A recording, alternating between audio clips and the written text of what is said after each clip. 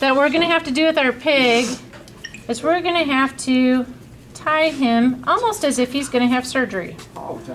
So if you've ever seen a surgical table, they usually strap arms and legs down.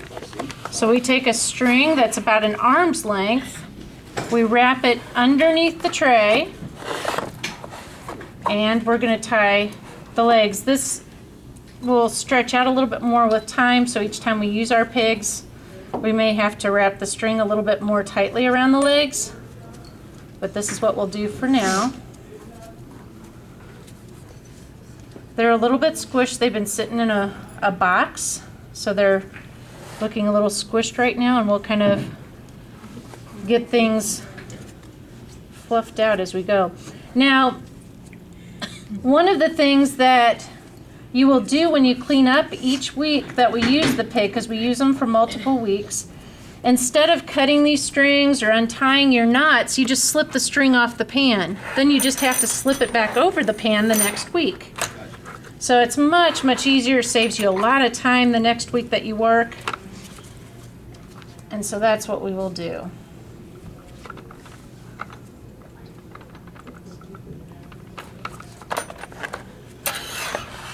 Now, what I'm going to look for first, there's a landmark on his chin, and you'll see it looks like a raised mole, and it has hair usually growing out of it, so it's not by the hair of my chinny chin chin kind of thing there. So I look for that. That's where I want to start with my incision, and I'm going to cut from that point on the chin all the way down to the umbilicus. And you're going to feel in the cervical region here, you want to be very careful because it doesn't take very much to go very deep there. How deep are you going in there? I'm not going very deep. I'm testing with the tip of my knife. And so you will see the tip of my knife is going to cut through, and then I can keep teasing as I go. And if you can't see what I'm doing, remember, we'll post this and you can view it from Chet's perspective later on. So I'm just right now going in through muscle, and we're going to go all the way down. I'll just cut through the skin here real quickly to the umbilicus. So we've got that. Here comes the crunch. And once I get going here through some of these muscles, we'll see that we're still seeing a few muscles here that I need to get through. So let me separate them out. Ah, beautiful.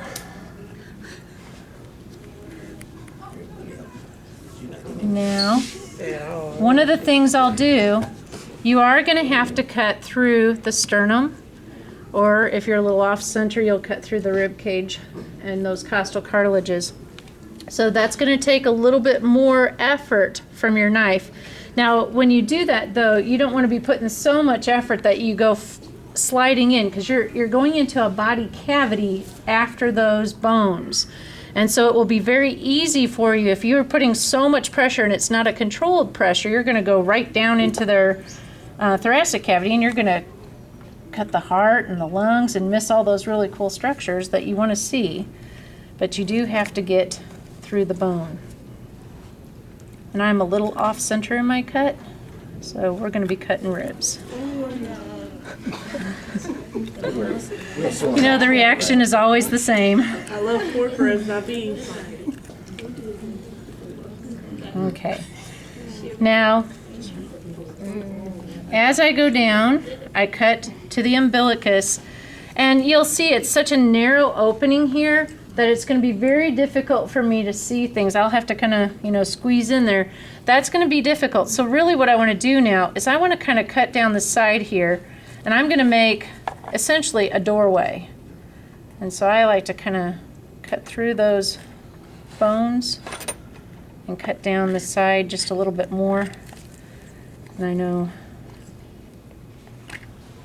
because I'm cutting through bones, it's a little bit, and I could be using a scissors probably, and that would work better.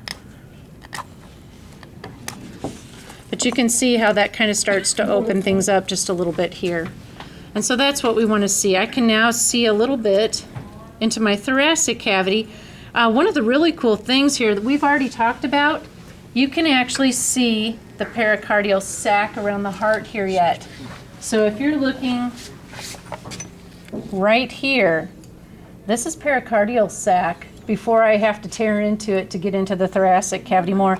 You can see even how it's attached right here to the diaphragm. So very, very neat. It's something we've already learned, but now you can actually see it in action. So that's kind of a cool thing. The other thing we're going to need to do as I finish my window, I don't want to cut right through the umbilicus. I'm going to go around it. I kind of make an upside down U. So I kind of go this way, down towards the legs.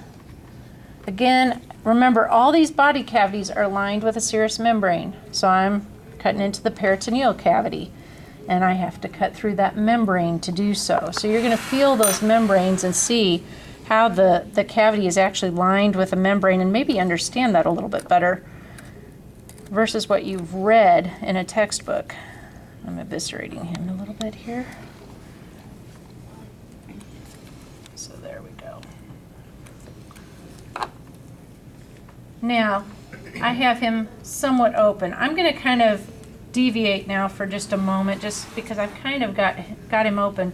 One of the structures that we want to see in here as we study the respiratory system is we really want to get to that epiglottis. And so remember, where is the epiglottis at? It's in the back of the throat, right?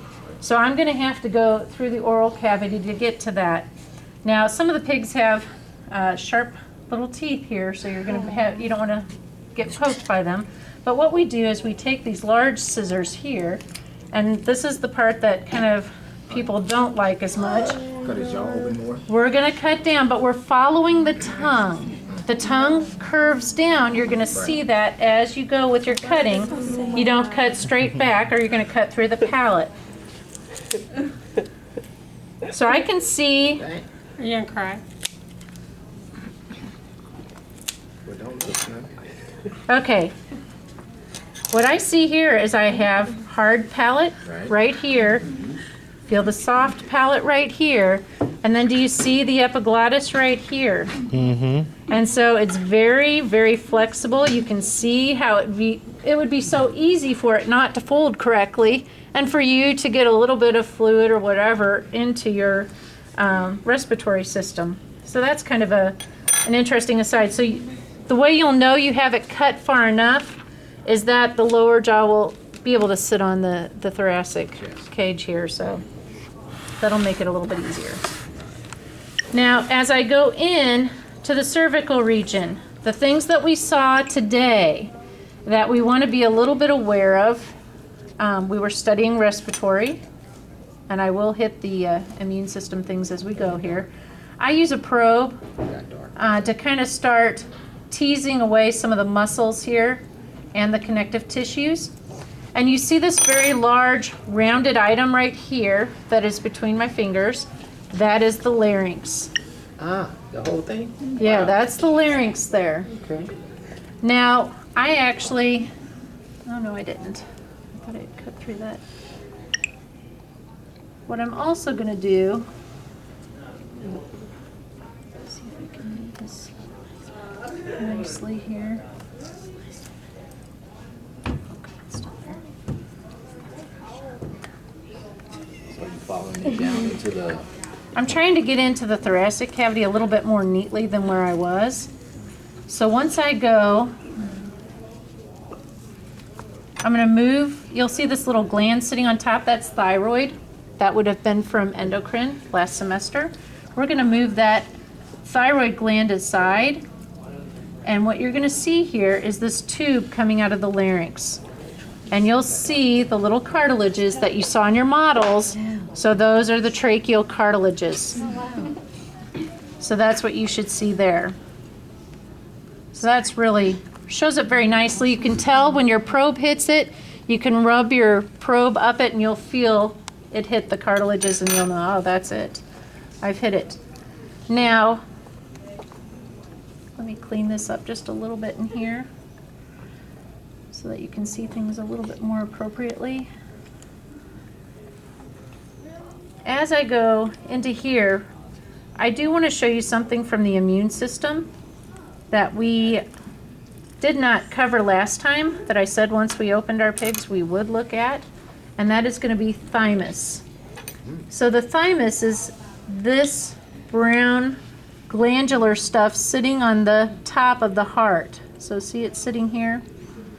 That's all thymus. Pretty big for, that's a lot though, isn't it? Yeah, it's fetal. So it's going to have a fairly nice big sized thymus to get those immune responses in check. Now I'm going to go beyond that, and it's going to probably mean that I remove that thymus because I'm going to be removing heart here in just a second. I'm going to cut through the pericardial sac to get to the heart, and I'm going to have to do a heart operation essentially because I need to remove this heart in order to see the respiratory system that lies behind it. Right. And so what I'm going to do, I'll give you a hand if you want. we're going to cut this here where I have the vena cava. I'm going to cut the pulmonary trunk. The blue that you're seeing in here is paint. It's latex paint that they have put inside. And that latex paint is to help us see the blood vessels a little bit better.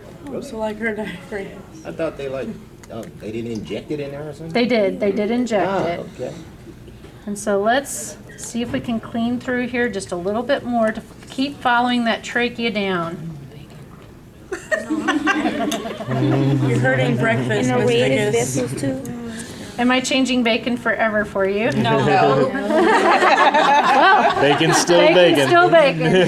That's all good. Poor evil Dr. Pork Chop.